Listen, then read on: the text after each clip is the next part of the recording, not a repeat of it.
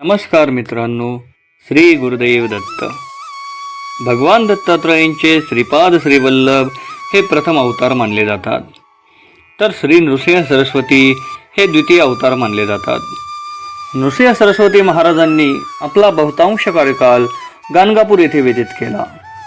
गाणगापूर येथे राहून त्यांनी भक्तांचे दुःख दूर केले, तसेच तपसाधना देखील केली. गाणगापूर हे ठिकाण कर्नाटक राज्यातील अफजलपूर गुलबर्गा येथे भीमा अमरजा नद्यांच्या संगमावर वसलेले आहे. गाणगापूरहून अक्कलकोट अंतर सुमारे 70 किलोमीटर आहे. येथे श्री नृसिंह सरस्वती महाराजांच्या निर्गुण पादुका असून पादुकांपर्यंत जायला कोणालाही परवानगी नसून एका सोनेरी झरोक्यातून आपल्याला दर्शन घ्यावे लागते. ज्यावेळेस येथे मी स्वतः दर्शन घेतले त्यावेळेस माझ्या मुखातून नकळत दिगंबरा दिगंबरा श्रीपाद वल्लभ दिगंबरा हे भजन जोरात उद्गारले गेले. अवधूत चिंतन श्री गुरुदेव दत्त. एकदा सिंहस्थाच्या निमित्ताने श्री गुरु नाशिक त्र्यंबकेश्वर येथे यात्रेस गेले होते. गौतमी स्नान करून ते गाणगापुरा येथे आले, परंतु त्यांच्या मनामध्ये खूप कालवाकालव चालू होती. त्र्यंबकेश्वरलाच वास्तव्य करावे की गाणगापूरला जावे या विचारामध्ये ते होते.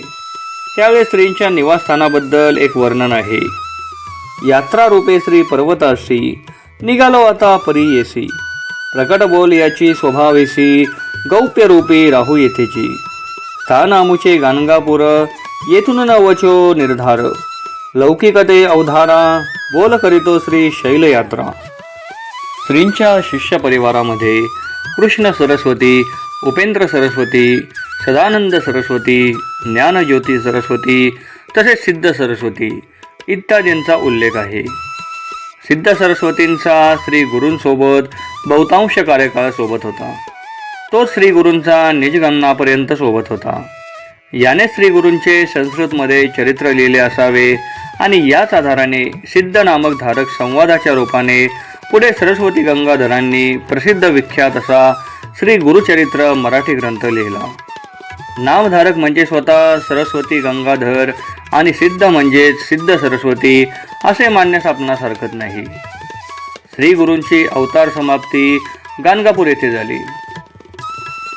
दत्त भक्तांनो, श्री गुरूंनी जवळजवळ 23 वर्ष गाणगापूर येथे वास्तव्य केले आणि तेथील दीनदुबळ्यांचे दुःख दूर करून त्यांना उन्नती प्राप्त करून दिली.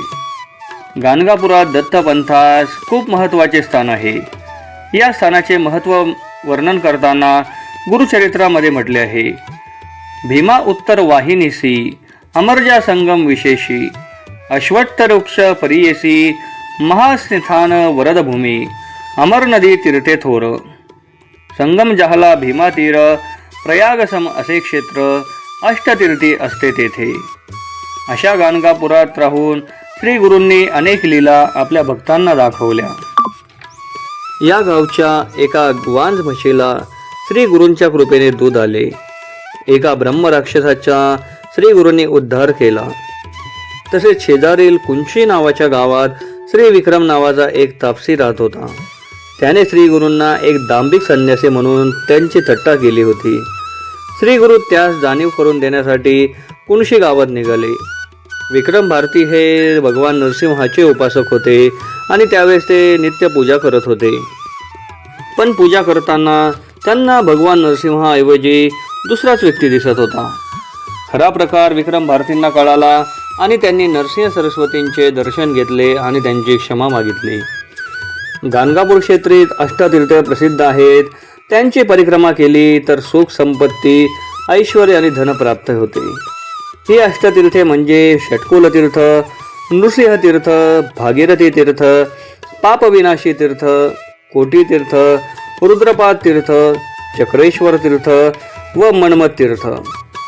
भागीरथी तीर्थालाच काशीकुंड असे म्हणतात. एका भक्ताने तपश्चर्या करून महादेवांना प्रसन्न केले आणि त्याच्या विनंतीवरून महादेवांनी काशीची गंगा येथे आणली.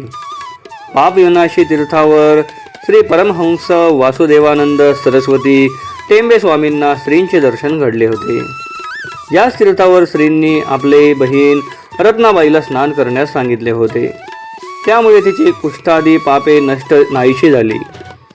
श्री नृसिंह सरस्वती महाराजांच्या कालखंडाबाबत काही मतभेद आजही आहेत.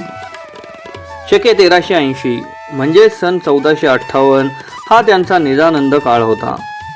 त्यांचे आयुर्मान साधारण 80 वर्ष मानले गेले, तर त्यांचा जन्म सन 1378 असा होता. नृसिंह सरस्वतींनी आपल्या आयुष्यात लाखो लोकांचे दुःख दारिद्र्य हरण्याचे कार्य केले आणि सन 1458ला संगम तीर्थावरून श्री शैल्यवनाकडे गेले. संगमावरून पाण्यावरून चालत ते पलीकडे पोहोचले व आपण पोहोचल्याची खूण म्हणून फुले आपल्या भक्तांसाठी परत पाठवली. तर बोला अवधूत चिंतन श्री गुरुदेव दत्त. श्री सद्गुरू नृसिंह सरस्वती महाराज की जय.